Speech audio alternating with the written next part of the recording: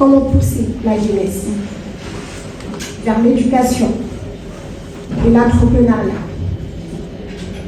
Alors c'est une excellente question. En effet, il faut comprendre que le développement, comme je l'ai dit tout à l'heure, le développement de notre continent, une partie vient de nous, d'accord?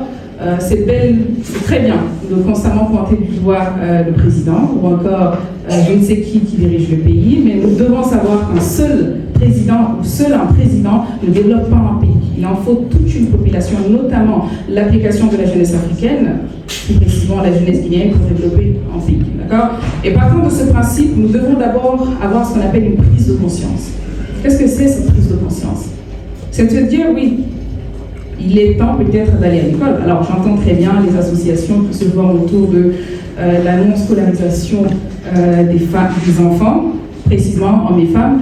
Je l'entends, malheureusement, dans nos pays, nous sommes encore en arrière vis-à-vis de ces problématiques, mais je parle de responsabilisation dans le but de prendre déjà conscience des enjeux qui se jouent dans notre pays, précisément.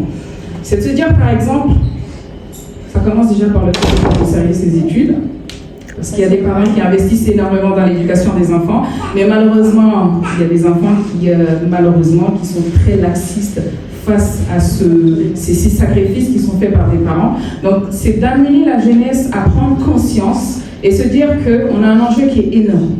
On doit développer notre pays, ne serait-ce qu'on doit se développer. Parce qu'on ne peut pas parler de développement collectif sans bien évidemment parler de développement individuel. Et ça commence déjà chez nous, dans chacun de nos pays, dans chacun de nos ménages, disons. Et qu'est-ce qu'il en faut? C'est d'abord prendre conscience, comprendre les enjeux, être beaucoup plus studieux, ou moins sérieux dans l'apprentissage, dans la quête ou la connaissance de soi-même, et faire face à ces problématiques qui sont là. Alors quand on parle d'éducation, c'est très bien de distinguer l'éducation classique et ce qu'on recherche vraiment. Qu'est-ce que j'appelle l'éducation classique? C'est d'aller à l'école, obtenir un diplôme, passer son master, malheureusement tourner un rang, ne pas trouver du boulot, chose qu'on reconnaît très souvent dans notre pays, précisément la Guinée.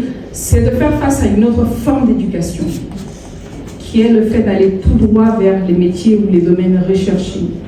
Travailler sur des compétences beaucoup plus techniques que théoriques. Qu'est-ce que cela veut dire? Aujourd'hui, il n'y a pas de métier. C'est de se lancer aujourd'hui en tant que technicien dans l'agronomie. C'est de se lancer aujourd'hui en tant qu'entrepreneur, même après son bac plus 5, bac plus 8. Se dire peut-être que ta formule ne marchera pas, de t'adapter